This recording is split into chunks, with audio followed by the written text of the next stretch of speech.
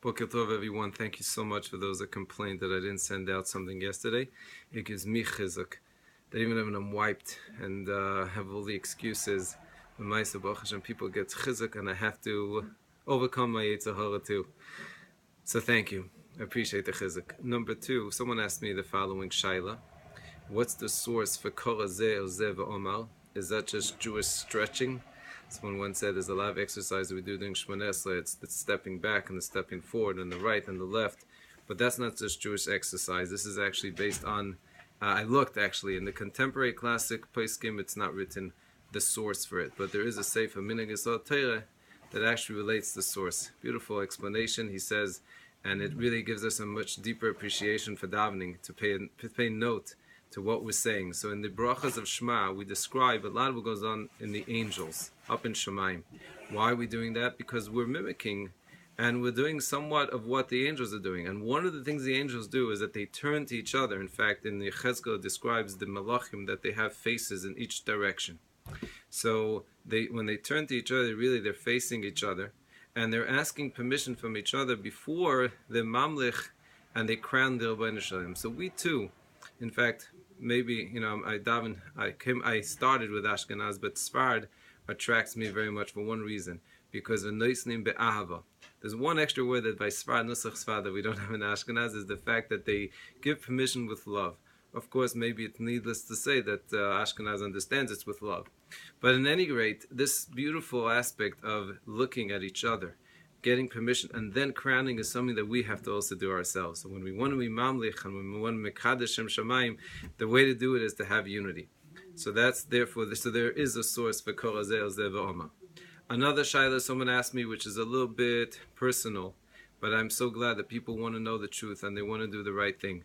So I always try to teach how I should always live up to it, alpi halacha, not extra frumkeit or anything. So he asked me a sincere question. He said, when it comes to the WhatsApps, and there's already a whole sefer that needs to be written about the rules of WhatsApp, but one of them is the icon. He said, can me and my wife be on the icon? Is there any problem? So I'm sure everyone knows there's different pictures on the icons. I told him like this, alpi halacha, I don't see that there's any problem. However, there's a sefer that Reb Chaim Kanievsky wrote, a likut of all the different sources for the concept of tznius. Tznius is not something that's from the past. It lives, especially in our year, in this generation.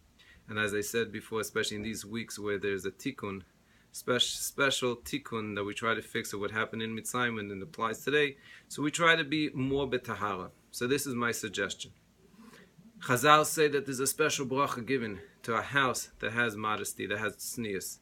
And therefore, a lady who decides, you know what, instead of having my face on the icon, or I'm going to put something of chizuk, so each time that someone looks at that icon and it says, Eino milvadoi, or Yivdes Hashem v'simcha, or whatever the maimer is, then that's what the person's getting. There's credit every single time.